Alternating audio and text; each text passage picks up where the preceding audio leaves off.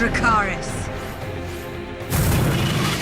Things need to be shot faster and they need to be turned around faster. And this whole journey of Game of Thrones has been one of figuring out how to rise to that occasion. We're pushing the boundaries here all the time. All eyes are on us, and we're trying to do things that nobody's done before. But showing up each year with a new stack of things to do that is fun. It's much more than a job. It is our way of life.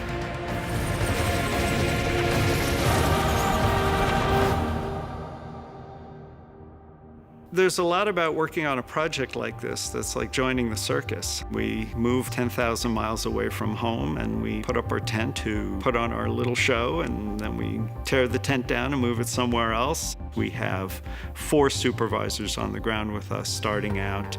Now we have 24 previous people, 3 additional supervisors. A number of concept artists, multiple visual effects editors, and the team that works with me sort of in air traffic control has grown to 5 and 6 strong, and there's quite a bit of air traffic to control at this point.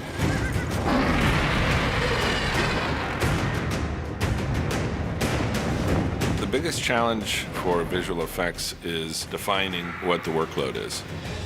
From the scripts, we have a really good general idea of what we're doing, but for us, it comes down to the individual shots. Every shot defines a method. Seasons 2 and 3, we were looking at 600 and 800 shots in a given season. Now we're looking at multiples of that in a single episode. It's a remarkable demand on our team.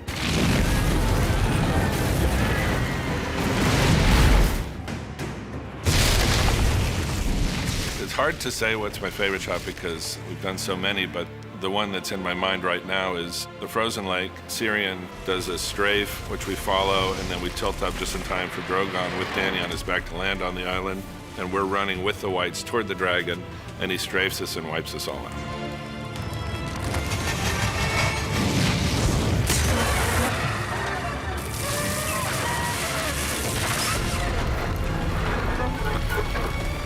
Viserion death, that was an amazing moment. We're contributing what is effectively a character in the show that needs to behave in a way that elicits an emotional response from the viewer. It's a really special thing as a visual effects person to be able to play that kind of a role. You can tell when the animators get very excited about what they're doing and they start making really gorgeous performance. When the Night King puts his hand on the dead dragon and the camera's scraping right along his scales. I mean, all of that had to look absolutely real. What I'm going to miss the most is the daily creative exercise. I'm not kidding, we've done more than 10,000 visual effects shots. I don't expect to ever be able to work with a group of people who are as devoted and talented and determined to do the best thing for this long. This is a once-in-a-lifetime perfect storm moment where a bunch of insanely creative people come together to pull out something that none of us thought could be done, would be done, should be done. What are we going to miss about it? Oh my God, all of that. This is certainly very memorable. I don't know what the emotional impact's going to be when we finally deliver the last shot, because I've been 100% living the show year-round for 5 years. I think it's going to be a big life change for everybody.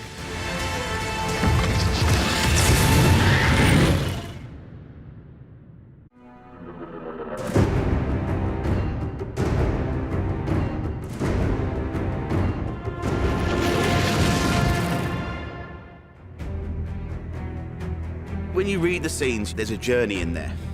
And then I've got to try and find a way to achieve what's on the page and then make it interesting. You choreograph all this real action, and then I'm thinking, okay, how safe can I make it? I can put a wire on them and decel them, I can bury a mat. You know, we're trying to create this really dynamic frame of action. We'd love to go home at the end of the day and, you know, no one's paid any kind of price for it. Action for you. Okay, there will be a background action first, guys. Ready? Ready? We burn more people than anybody else, basically. And there is a bit of mental preparation goes into these things, but it's really controlled. It's a real process. We do lots of rehearsals where we put the masks on people, walk to where we were going to do the burn with their hands on the shoulder, their safety guys, and we line them all up. We then really methodically practice what we would call like our fire dance, which is when you are then set on fire, the route you take in the scene to where you then lie down to be extinguished by the safety guys. 12, 13, 14, 15, out, out, out. Safety precautions are really experienced. We have guys covering them at all times. We only burn them for 15 seconds because that ensures that we're not going to have any significant heat transfer. They wear 3 layers of Nomex underwear. It won't burn, it won't melt like man-made fabric. That's soaked in a fireproof gel. We put into a fridge, and so that's taken down to almost freezing. Then they put on a thin rain suit over the top, then a fire suit on top of that, then a boiler suit to protect the fire suit, and then the costume. So there's quite a few layers going on. The latex mask that's on your face has got a really small hole that you have to breathe through, because obviously when you're on fire, you bite down on that and that stops any fumes or flame coming through the mask. The aim of it is to be really calm, really relaxed, get your heart rate down, just listen to every single word Rowley's saying, because if you do, then the shot will work and everything will be fine. 3, 2, 1, action! 1, 2, 3.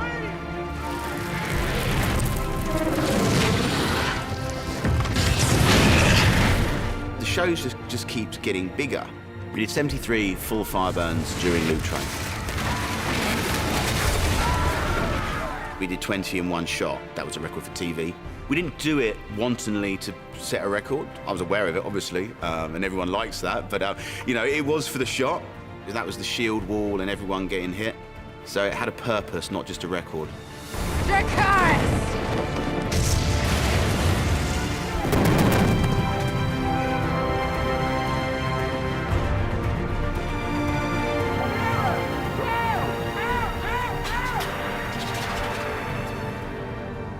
It is a little stressful, but with all stunt work, it's about harnessing that stress and channeling it, you know, that kind of energy. Fear is really good. Fear will keep you safe, but you need to just channel that fear and use that energy to achieve what you want to achieve.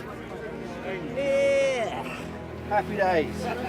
I wanted to finish it. There was no way I was not going to come back for season 8, you know, but I think the story is nearly ready to be completely told. So it's mixed. So it's a little bit, it's tinged with a little bit of sadness, but proud that I've been part of it for 4 years. You know, I've done half of it, and I've enjoyed every moment of it. You know, so I will always look back on this very fondly.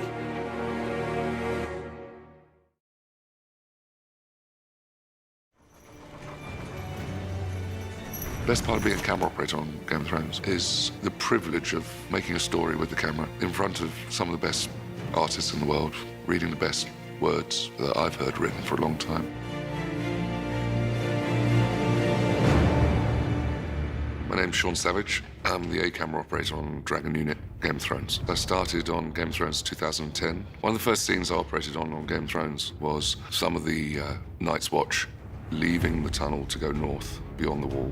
I've contributed to every episode since then. Over those 8 seasons, the Dragon Unit, I've had the privilege of shooting scenes like Battle of Blackwater Bay, The Red Wedding, Hard Home, which is extraordinary, an amazing sequence, followed by Bob,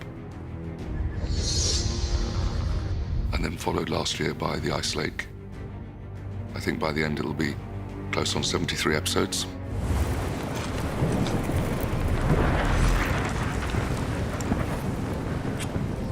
Some of the challenges that the directors have thrown at us with their ideas, huge moves amongst ships and castle walls and the visual effects requirements, those technically have challenged us to our sort of limit, I'd say.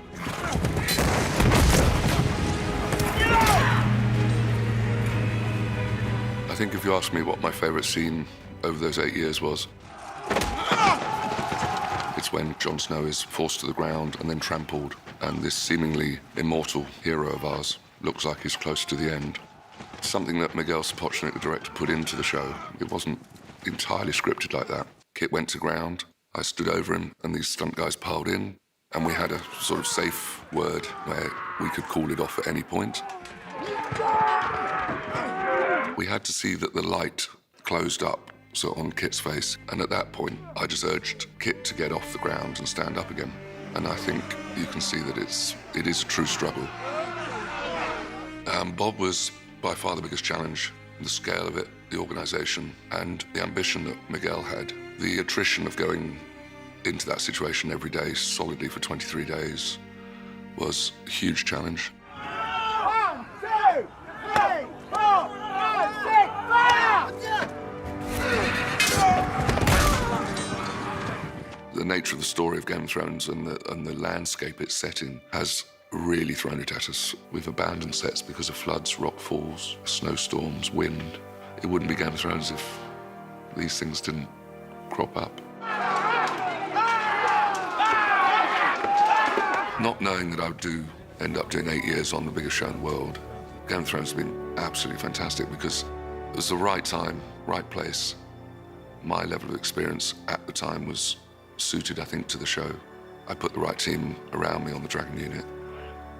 So for me, it's been very lucky in certain ways, but, you know, it's, I think, meant to be to a degree, I feel sometimes, and I've loved it. I think it'll be a legacy of mine, which, you know, I'll carry forever.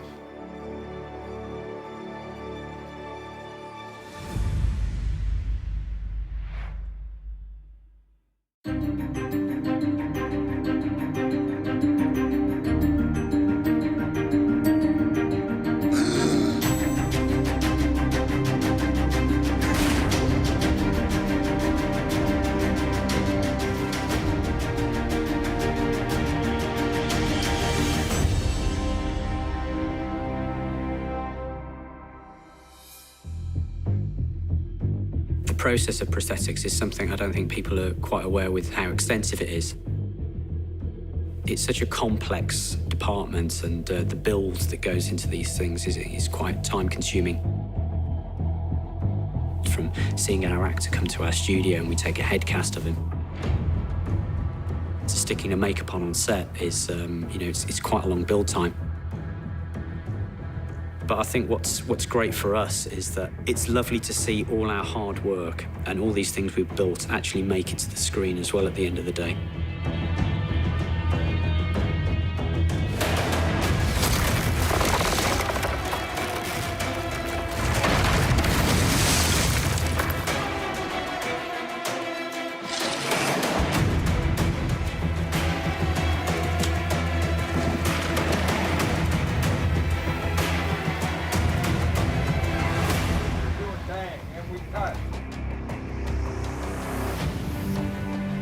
An average prosthetic makeup we usually say is like about 4 to 6 weeks to build.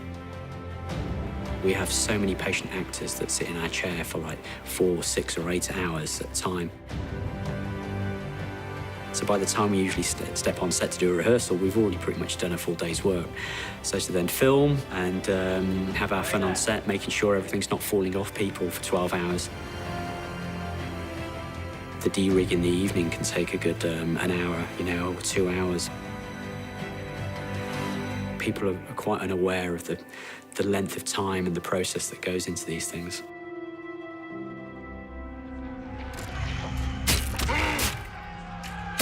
So each year it's got bigger and bigger and bigger. To the point now with season 8, we're sort of maxing numbers about the 70 or 80 mark on set. And in the workshop, we usually have a team of about 50 people. It's a big department to manage. I think we're very fortunate to have accumulated a really talented sort of pool of prosthetic people.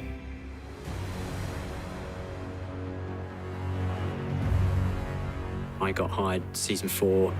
We only had 6 whites filming, and these were these green screen guys, and at the time that was a huge thing for us at the time. Cut to Hardhome the following year, where it just exploded.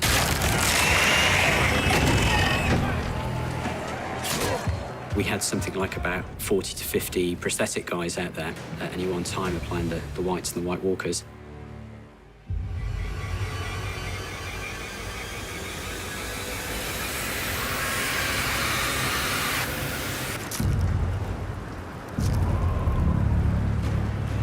When we found out 2 years ago there's only 13 episodes left, I think we were obviously gutted and distraught.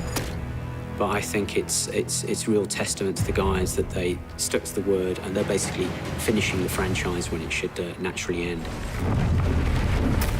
It's become such a huge part of our life now. I think finishing next year and moving on to other projects is really daunting. I think it's probably scary for a lot of folk because we've just become part of this incredible family. The end is nigh, but I think it's going to be a big end.